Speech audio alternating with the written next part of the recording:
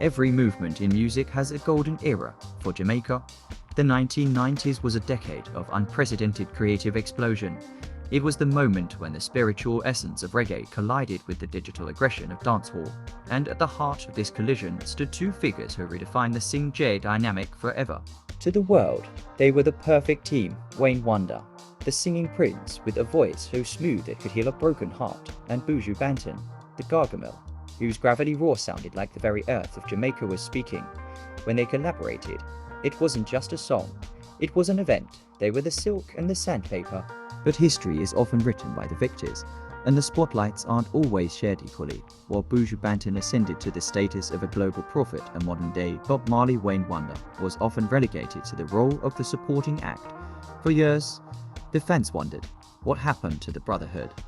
Why did the most successful duo in dancehall history go cold? Today, we aren't just looking at the hits. We are going into the vaults of Penthouse Records. We are examining the interviews where Wonder finally broke his silence. We are exposing the hidden truth about songwriting, ego, and the price of a legacy. Welcome to the definitive story of Wonder and Buju Banton. To understand the friction, you have to understand the birthplace. Penthouse Records. In the early 90s, Donovan Germain's studio was the Harvard University of dancehall. It was a factory of hits. Wonder was already the star pupil. He was a veteran of the sound system circuit, having cut his teeth with Metro Media and Black Scorpio.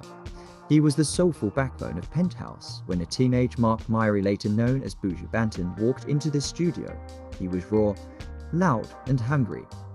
He was a DJ in the Jamaican sense, a rapper. Buju was talented, but he needed a bridge. He needed a way to make his hardcore sound palatable to the ladies and the international market. Wonder became that bridge. In those early sessions, the relationship wasn't just professional, it was fraternal. Wonder actually helped Buju find his pocket.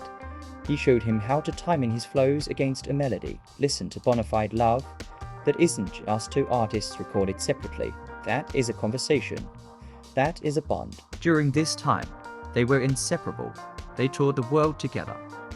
They lived the life of superstars together. But as Buju's fame grew from a local spark to a global wildfire, the balance of the duo began to tilt. In 1995, Buju Banton released Till Shiloh. It is widely considered one of the greatest albums in the history of music.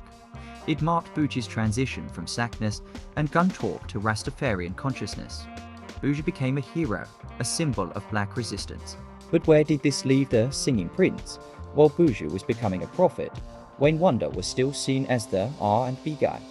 The industry has a habit of putting artists in boxes. Buju was the message, and Wayne was the hook. Behind the scenes, the hidden truth began to emerge. Wonder was a songwriter of the highest caliber. He wasn't just showing up to sing a chorus.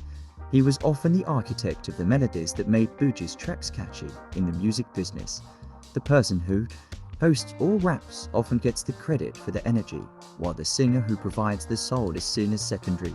Wayne began to feel the weight of the shadow. He was Buju's greatest ally, but he was also becoming a casualty of Buju's massive brand. The collaboration slowed down. The studio time together became rare. The brothers were moving in different directions, one toward the temple of roots, the other toward the global pop charts. In 2003, the world was reminded that Wonder was a titan in his own right. No Letting Go became a global anthem. It didn't need a DJ feature. It didn't need Buju Banton. Wonder had conquered the Billboard Hot 100 on his own terms. This success was a double-edged sword. It gave Wayne the independence he deserved, but it also solidified the separation for nearly a decade. The two biggest stars of the Penthouse era barely spoke in public. Then came the darkest chapter: Buju Banton's arrest and subsequent 10-year prison sentence in the United States. During Buju's incarceration, many artists spoke out. Many campaigned for his release. Wonder's voice, however, was measured. He was hurt. In later exposures, Wayne would hint that the hidden truth of their rift was about more than just music. It was about loyalty. It was about the people Buju surrounded himself with. Wayne felt that the circle around Buju had pushed him out, making him feel like a stranger to his own brother. He spoke of the Gargamel persona as something that sometimes overshadowed the human being he once knew on Orange Street. March 16, 2019, the Long Walk to Freedom concert. This was more than a concert. It was a national holiday in Jamaica. Every major artist was there to pay tribute to the returning king, but the question on everyone's lips was, would Wayne be there?